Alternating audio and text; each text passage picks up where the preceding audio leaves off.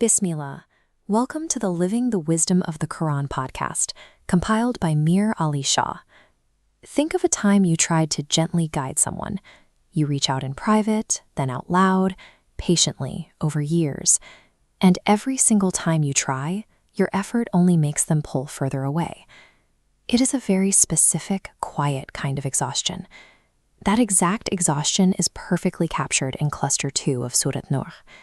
The public sermon has ended, and we are now eavesdropping on an exhausted prophet's private report to God. This matrix shows the absolute completeness of his effort. He exhausted every possible approach. He called them by day and by night. He spoke out loud in public and whispered to them in private. No combination was left unattempted. A message can fail even when the messenger does everything right. Sometimes perfect persistence is exactly what drives the sickness even deeper.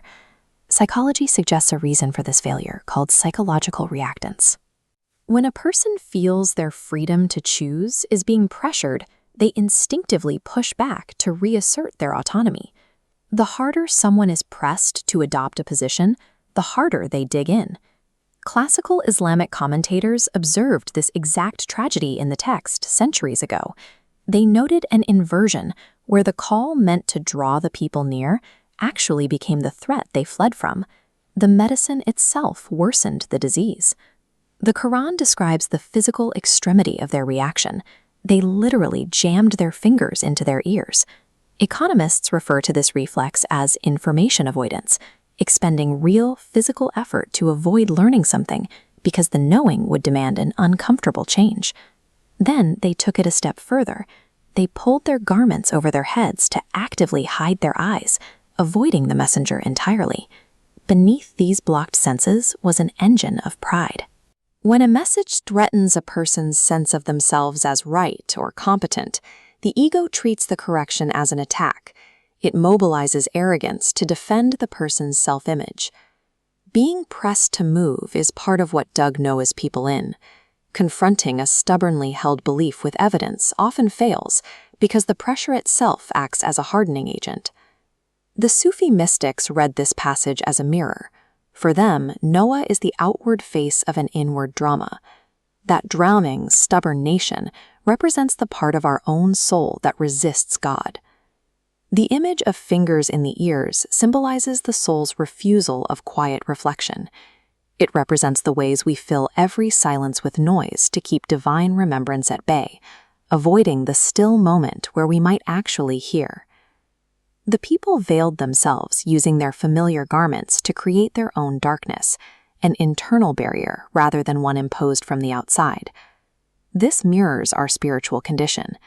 The veils of the heart are woven from our everyday habits that eventually harden into walls. Nothing hides us from the divine as effectively as the habits we have grown comfortable wearing. We wrap ourselves in these narratives precisely to avoid the discomfort of obligation. What do you do with the grief of total rejection? The human instinct offers two toxic options: swallow the ache until it sours, or vent your bitterness until it wounds others. Noah models a radical alternative in his opening word, Rob, my Lord. He directs his disclosure entirely upward, bypassing the impulse to curse his people or vent his bitterness toward them. The tradition calls this adab al-shakwa, the etiquette of complaint. It is the spiritual discipline of taking your grief, unedited and whole, to the only one capable of bearing it. Modern research into emotional disclosure suggests this practice is healthy. Putting a painful experience into words for a receptive listener produces measurable, significant improvements in long-term well-being. True spiritual patience is the active, healthy discipline of redirecting your ache toward the divine, rather than a stoic denial of pain. Here is a practical exercise for the next 7 nights. Take your heaviest interpersonal burden, the person you have tried and failed to reach, and speak the ache out loud to God. Name it fully. This practice shifts the weight inside you. It places the burden somewhere it can actually be held, regardless of how the other person responds. May we be granted the gentleness to be taught And when we are left unheard, may we have the wisdom to lift our aches upward, whole into his hands. Amen.